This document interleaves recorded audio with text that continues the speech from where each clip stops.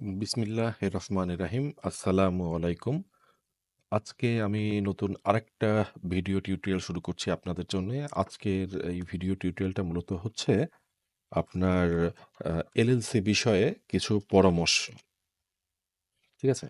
আ এটার কারণটা হচ্ছে যে আমি নতুন করে একটা ব্যাপার লক্ষ্য করছি সেটা হচ্ছে যে আপনার বিষয় যেটা হচ্ছে সেটা হচ্ছে এরকম যে অনেকেই আমাদের দেশে পরামর্শ দিচ্ছেন এবং করতেছেন সেটা হচ্ছে যে আপনাদের অনেকের এলএলসি উইমিং এ রেজিস্টার্ড করা এবং অনেকে উইমিং এ রেজিস্টার্ড করতে চাচ্ছেন।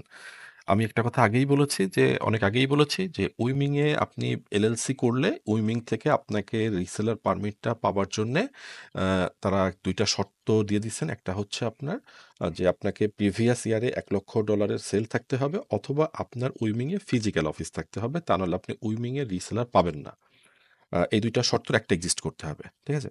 এখন আরেকটা নতুন একটা বিষয় আমার সামনে আসছে সেটা হচ্ছে যে যারা করতেছেন সেটা হচ্ছে যে আপনি ১ মাসের জন্যে একটা ভার্চুয়াল ধরেন আপনি উইমিং এ এলএলসি রেজিস্টার্ড করবেন। যেটা আমি আমার প্রিভিয়াস ভিডিওতেও বলে গেছি যে সেটা হচ্ছে যে আপনি উইমিং এ বিজনেস রেজিস্টার্ড করবেন। আপনি কোন এক জায়গা থেকে একটা ভার্চুয়াল অ্যাড্রেস ১ মাসের জন্য আপনি পারচেজ করলেন। করার পরে আপনি আপনার বিজনেস ফরমেশন করলেন। যাবতীয় সব পেপারস আপনার এলএলসি, আপনার আপনার রিসেলার আপনি তৈরি করে নিলেন এবং ১ মাস পরে আপনি এই অ্যাড্রেসটাকে আপনি আর রাখলেন না।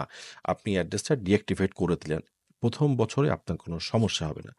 কিন্তু ২য় বছর এসে বিষয় যেটা আসতেছে সেটা হচ্ছে এইরকম যে ধরেন আপনি যখন ২য় বছরে আসতেছেন, আপনাকে তো আইআরএস এ ইনকাম ট্যাক্স রিটার্নটা সাবমিট করতে হবে। এখন আইআরএস এর নিয়ম হচ্ছে এপ্রিলের মিডলে এটা ১৪-১৫ তারিখে যদি আপনার বিজনেসটা যদি আপনার মানে আ যেটা হচ্ছে সেটা হচ্ছে এরকম যেটা আপনার যদি ডিসেপারেটেড এন্ট্রি হয় যেটা আপনার সিঙ্গেল ম্যান এলএলসি আ সেটার ক্ষেত্রে আপনার সম্ভবত ১৪ কি ১৫ আর যেটা আপনার আ সিঙ্গেল ম্যান না সে যেটা আপনার মানে অফিসে আরো অন্যান্য অনেকে কাজ করেন। যদি এরকম কোনো এন্টিটি হয় সেটার ক্ষেত্রে আপনি হয়তো ১ দিন বেশি পান। আসলে এটা আমার সঠিক মনে নাই। এটা ১৪ অথবা ১৫ এপ্রিলের। ঠিক আছে? মিডল অফ দ্যা এপ্রিল এটা একটু দেখে নিতে হবে। কিন্তু বিষয় হচ্ছে আপনি আইআরএস এ এপ্রিলে যে রিটার্ন সাবমিট করবেন না, আগেই রিটার্ন সাবমিট করবেন। এখন আইআরএস কিন্তু আপনাকে কোনো প্রকার ইমেইল বা কোনো প্রকার কোনো ফোন করবে না। আপনার রিটার্ন সাবমিট হওয়ার পরে সেই রিটার্নে যদি অসম্পূর্ণ বা কোনো ভুল বা কোনো প্রকার যদি কোনো আপডেটের দরকার হয়, আইআরএস তখন যে আপনাকে যেটা করবে সেটা হচ্ছে যে আপনার অ্যাড্রেসে ওইটা মেইল করে দিবে, যেটা ফিজিক্যাল মেইল। কিন্তু আপনার তো ওই অ্যাড্রেসটা আর সাবস্ক্রিপশন নাই। আপনি যদি পোস্ট স্ক্যান মেইল থেকে কিনে থাকেন বা কোনো এজেন্টের মাধ্যমে নিয়ে থাকেন, সেই অ্যাড্রেসটা কিন্তু আপনার নাই। তখন আপনি কিন্তু এই মেইলটা পাবেন না। এখন আপনার হাতে একটা রাস্তা আছে সেটা হচ্ছে যে আপনি আইআরএস কে ফোন করে যে আপনার কি সমস্যা হইছে সেটা আইআরএস কে ফোন করে জেনে তখন আপনি জিনিসটা আবার নতুন করে সাবমিট করার একটা সুযোগ পাচ্ছেন। কিন্তু আপনি তো বুঝতেই পারবেন না যে আপনার আসলে সাবমিটে কোনো সমস্যা হয়েছে নাকি। এটা তাহলে আপনাকে নিয়মিত আইআরএস কে ফোন করতে হবে এবং আইআরএস সম্ভবত একটা সময় দিয়ে দিবে তার মধ্যে আপনাকে এটা কারেক্ট করে দিতে হবে। এটা কিন্তু আপনি জানতে পারবেন না। কিন্তু অ্যাড্রেসটা যদি আপনার দা মানে প্রতি বছরেই নেওয়া থাকে যে আপনার অ্যাড্রেসটা আপনি কিনে রেখেছেন সেটা আপনার প্রত্যেক বছরেই রিনিউ আপনি করতেছেন। সেক্ষেত্রে যেটা হবে কি যে আপনার অ্যাড্রেসে মেইলটা আসলে আপনি সেই মেইলটা দেখতে পারবেন যে আপনাকে এই মেইলটা করা হইছে সেটা তারা স্ক্যান করে রেখে দেয়। আপনি সেই মেইলটা নিতে পারবেন। আমি এই ওয়েবসাইটটা ওপেন করে রাখছি এই কারণে যারা উইমিং এ করবেন এদের আমরা শুধু এজেন্টটা বাই করি। এদের এজেন্টের সাথে এদের একটা ইউনিক অ্যাড্রেস আছে। যেটা আপনি ১ বছরের জন্য নিতে পারবেন। ইউনিক এখানে কিন্তু ২ টা অ্যাড্রেস আছে। ঠিক আছে? এখানে আমি আপনাদের একটু মানে একটু ডামি ডাটা দিয়ে জিনিসটা দেখাই। সেটা হচ্ছে আপনি এই যে উইমিং এর এজেন্ট এখানে আসলে এখানে আপনি যদি এখানে আপনি বিভিন্ন ডামি ডাটা দিয়ে আপনি যদি চেক করতে থাকেন, এটা আসলে আপনি অ্যাকাউন্ট করবেন না। ঠিক আছে? হ্যাঁ, এখানে আপনি বিভিন্ন আপনি যেটা ইচ্ছা সেটা লিখেন, কোনো সমস্যা নেই। আ লসুইট এজেন্টস সিলেক্ট এনি নো।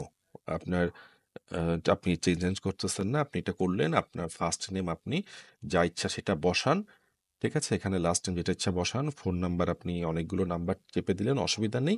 আমি যেটা দেখাতে চাচ্ছি ফিজিক্যাল অ্যাড্রেস আপনি এখানেও একটা দিয়ে দিলেন, এখানেও একটা দিলেন। এখানে আপনি যেটা ইচ্ছা সেটা আপনি বসায় যান। কোনো সমস্যা নেই। এটা জাস্ট শুধু কিন্তু দেখার জন্যে, ঠিক আছে? বোঝার জন্যে। এই যে এখানে এসে এই ক্রসটা দিবেন না। বিজনেস ডোমেইন আপনার দরকার নেই, ওয়েবসাইট এসএসএল দরকার নেই, বিজনেস দরকার নেই, ফোন দরকার নেই। এখানে আপনি এটা ক্লিকটা তুলে দিবেন। তুলে দিয়ে কন্টিনিউ করবেন। কন্টিনিউ করলে এখানে তারা বলবে যে, "have you mail send to উইমিং and we process it for you." এগুলো আপনার দরকার নেই। এখানে একটু দেখি এটা, জি। এই যে এইখানে আপনারা ক্লিক করে আপনারা যদি এই $10 অ্যাড্রেসটা নেন, এই $0 অ্যাড্রেসটা নেন, এটা কিন্তু আপনার যেটা হবে সেটা হচ্ছে ইউনিক অ্যাড্রেস হবে না। এটা অ্যামাজন অ্যাকাউন্ট আবার ডিঅ্যাক্টিভেট হয়ে যাওয়ার একটা সম্ভাবনা থাকে। কারণ অ্যামাজনে আপনার একই অ্যাড্রেস দিয়ে মানে ২ টা বিজনেস হয় না। এক্ষেত্রে আপনি করবেন যে 10 ডকুমেন্টস ওপেন আপনাকে করতে দিবে। এইখান থেকে এই ১ বছরের জন্য এই অ্যাড্রেসটা অবশ্যই পারচেজ করে নিবেন। এটা পারচেজ না করলে যেটা সমস্যা হবে সেটা হচ্ছে কি, যে ওই যে আইআরএস এর কথাটা বললাম, যে আইআরএস এ যদি আপনার সাবমিশে কোনো সমস্যা আসে, এটা ১ম বছরে আপনি সমস্যায় পড়বেন না। এটা আপনি ২য় বছর আপনি সমস্যায় পড়বেন। ২য় বছর আপনাকে তখন এই অ্যাড্রেসটা নিতে হবে। ব্যক্তিগতভাবে আমার এলএলসিটা আমি এবছর রিটার্ন সাবমিট করব। আমি দেখতেছি আমি এটা ১ মাসের জন্য নিয়েছিলাম। ঠিক আছে? এখন আমাকে যেটা করতে হচ্ছে সেটা হচ্ছে কি, যে আমি এই এজেন্টের কাছ থেকে আমি সার্ভিসটা নিয়েছি। আমাকে এজেন্টের কাছ থেকে এই অ্যাড্রেসটা এই বছরের জন্য আবার বাই করতে হবে। বাই করে এটা আমাকে উইমিং অথরিটিকে জানাতে হবে, আমার যেখানে এলএলসি করা তাদের সেখানে ঠিক করতে হবে। সেটা ঠিক করার পরে আমাকে যেতে হবে আপনার আইআরএস এ গিয়ে সেটা আবার আপডেট করতে হবে। আইআরএস এ যাওয়ার আগে সেটাকে আমাকে ইউএসপিএস এ যাইতে হবে। ইউএসপিএস এ যেয়ে সেটা আবার আপডেট করতে হবে। ইউএসপিএস এ যাওয়ার আগে আমাকে সেটা আবার নোটারি করতে হবে। করে এই জিনিসগুলো আমাকে সলভ করতে হবে। এখন এই সমস্যা থেকে আপনারা বাঁচার জন্যে, যেহেতু আপনাকে প্রতি বছর আপনি যদি ১ম বছর না করেন, ২য় বছর আপনার নোটারি করতে আবার প্রায় $20 থেকে $40 খরচ হয়ে যেতে পারে। ঠিক আছে? এটা আমি যেটা দেখেছি সেটা $30 মতো। কিন্তু ১ম বছরে আপনি সম্ভবত এটা অল্পতেই করতে পারবেন। ঠিক আছে? অ্যা $৩০-৪০ খরচ হবে আপনার। ঠিক আছে? এটা ভ্যারি করতে পারে। ঠিক আছে?